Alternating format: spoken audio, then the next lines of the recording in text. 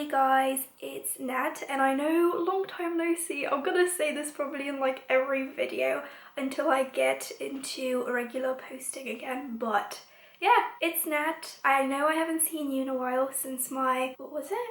Summer favorites video. Oh my god, okay, it's been a while, but yeah, hopefully I'll be back for 2022. So yeah, it is 2022 now. I hope you guys are having a wonderful start to the year. Mine's been up and down, but I am happy to say mostly it's been very good.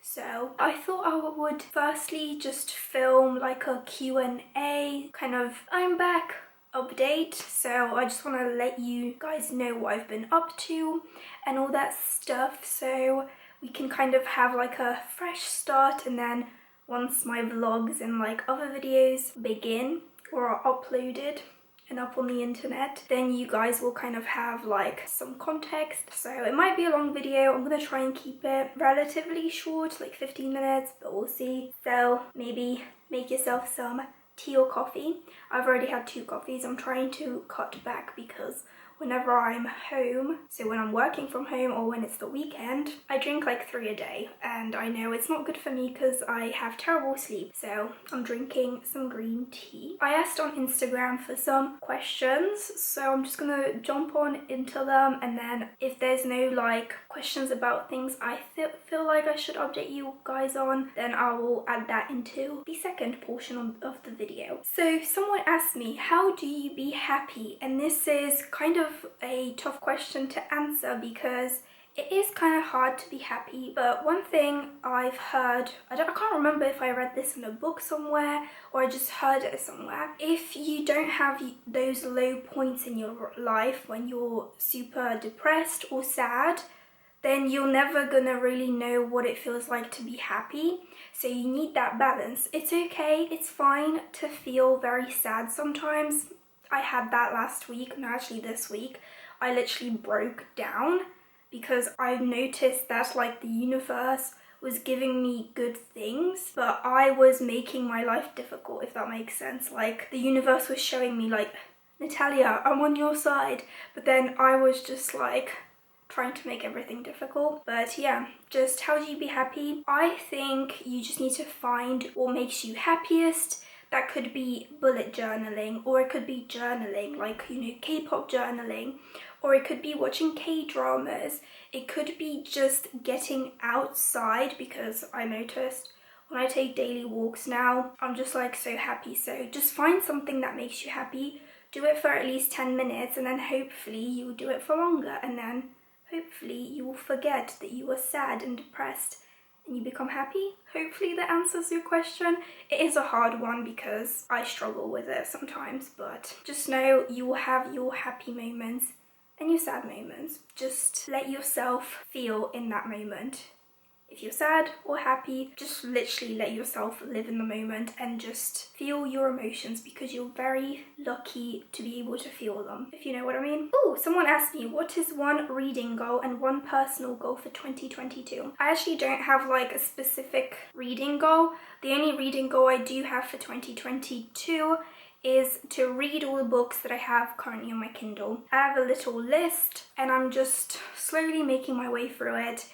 I am not gonna like put pressure on myself and be like, I have to read all these books that I already have on my Kindle before I buy a new one, because I actually already bought a new book on my Kindle, but I have already read it, so I'm very happy with that. But yeah, that's one of my reading goals, is just to read everything that I still haven't read that I own. And then one personal goal is just to keep being consistent with working out. So far I've pretty much been working out every day, some kind of movement, and just to enjoy it. Did you miss doing videos? And yes, of course, that's why I've been really wanting and pushing myself to get back into making videos, but it is super hard. Like, don't get me wrong, between my last video and this video, I have filmed stuff. I just never got around to editing it or just posting it. I think one video I did finish editing, but I never posted it for some reason. So yeah, I did really miss making videos, and hopefully I will be making content for you guys this year and for myself and posting it online so you can watch it. Ooh, my friend said saddest K-drama. I think one of the saddest K-dramas I watched, I am gonna have to go for the one that made me cry the flippin' most, and it is Descendants of the Sun. My god, that K-drama is so good, but like the topics it deals with, it's basically about a doctor and like a lieutenant. So of course it's gonna be super sad, and oh my god, I remember just bawling my eyes out. So yeah, hands down the saddest K-drama I have watched. Funniest K-drama, I'm gonna have to go for like a classic, and that is Strong Woman Do Bong Soon. Like, I'm not gonna lie, it's not like funny as in like, oh my god, it was hilarious. It was just adorable that it made me laugh, if that makes sense. Ooh, K-drama that inspired you, gave you hope in some way. Ooh, I think I'm gonna have to go for my top 3 that I watched last year in 2021, because those were all K-dramas that inspired me. So first one, Run On. I love that K-drama. It's very realistic, it's very mellow, but I just, my god, loved it so much. And that one inspired me to run more. So when I was watching it at the beginning of 2021, I really got into running. And then also You Are My Spring. Oh, hands down one of the best K-dramas out there. That one just inspired me because like the characters really said some very inspirational things, and like it just made me think a lot. And then the last one is Hometown Cha Cha Cha. That one is another one that's very mellow and very like realistic and more like, you know, hometown, small town vibes. And why I love that one is because it just kind of inspired me and like showed me that, you know, you don't have to lead this exciting life that people portray online. You can still have a really good life, even if you're in a small town or like not too much exciting stuff is happening to you. Oh, if you could restart your life in another country, which one would you choose? So for a while now, I have wanted to move to Korea, but I don't know how I feel about Korea now, because it is very, I think, very prejudiced towards foreigners. And it's very, I don't know, from what I've seen on Instagram, it can get quite racist with like the rules that are imposed by the government on foreigners, like with the quarantine. Apparently, even if foreigners travel back to Korea right now and they have like their own place in Korea, they still have to quarantine for 10 days in a government facility, even if they speak Korean, just because they're foreigners. Don't know if that's true, but yeah, I kind of would want to move to Korea and restart my life. That is kind of still a goal of mine. If I get like, if I just want to move away from England and just start a new career, I'll do the English teaching abroad in Korea. But sometimes I do think like moving to Berlin, Germany would be amazing, because I would be close to Poland, and I literally went to Poland this past December and I loved it. I haven't seen my extended family that lived there for like a year and a half, and it was just like so surreal seeing them. So I feel like living in Europe would be amazing, because it would be so easy to travel and just like still see my family. So I think those 2 countries would be where I would move and restart my life. Favorite comfort food or dessert? I think I would have to go for either like bread with avocado and egg. So good. And then dessert, I love souffle pancakes, you know, the Japanese ones with like the toppings. Those are my favorite to get when I'm in London, so that is one of my favorite desserts to get. Or like matcha ice cream. Favorite city in the UK? I actually haven't been to many cities in the UK. I'm trying to change it, but like change that. But it's really hard because I always go the most to London or Birmingham, because they're the easiest to travel to, and I just know what I can do there. So I think my favourite is London, and then I would have to say Oxford, because even though Oxford is quite small, I love it. Also, I love Matlock, which is kind of like near the Peak District, I think, or Lake District. I actually considered moving there, but it's so tiny and like, I don't know if I could get like a job there, but I don't know. Those 3 would be my favourite. What colour are you going to dye your hair next? I actually thought about going back to either dark. I'm not planning on changing my red hair because I do love it. And I feel like everyone in the office that I work in, because I've worked there for like 7-8 months now, like, because we have to wear face masks when we move around the building, so from other departments, people probably remember, okay, that's Natalia because she has red hair.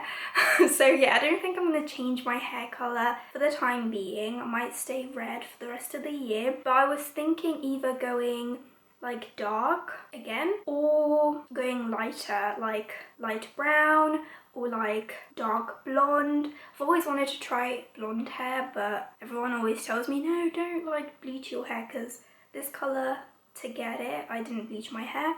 They just like put red and then I put red over it. So yeah, I am actually considering like cutting my hair off. Like, my hair's quite long as you can see, but I was considering like either going here, maybe here, or like just here.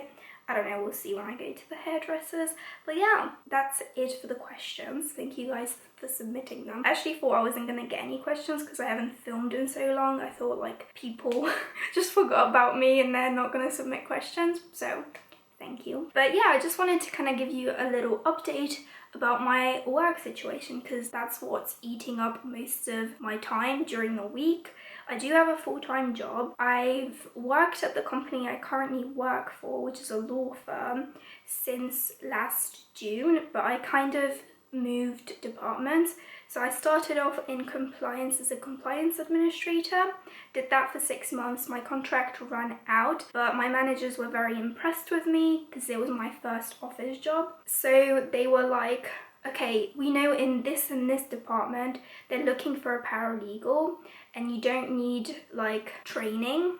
Well, you don't need like to do a course or something to become a paralegal. Paralegal is basically like a legal assistant, but you do less of the administrative work and you do more of like the legal work, so drafting contracts and like helping out the senior associates or like the lawyers. So I basically got a job in conveyancing. I literally sit so close to the compliance guys. I'm so happy because I did really bond with them, so I was very sad to go. But yeah, since starting back in January, I went into my conveyancing paralegal role. So I've been working for 2 weeks there now, and it is a lot of fun. I did have a little breakdown, as I said before, just for stupid things. I thought everything was going wrong, but literally my manager was like, no, Natalia, anything you might do wrong, we can fix. So it's all fine. And then like the other paralegal that was training me, he was just like, I sent him an email like, oh my God, can you check I actually did this right? Was I actually supposed to do what I did? Blah, blah, blah. And then he literally called me because we have to work in bubbles. He's bubble 1, I'm bubble 2. So we never see each other in the office. But yeah, he literally called me. My manager was behind me because I was in the office. And he was like, no, Natalia, why do you think you're doing something wrong? Like, you've done nothing wrong. You did what I asked you to do. I just like, on Thursday, that was my first day back in the office, I just flipped.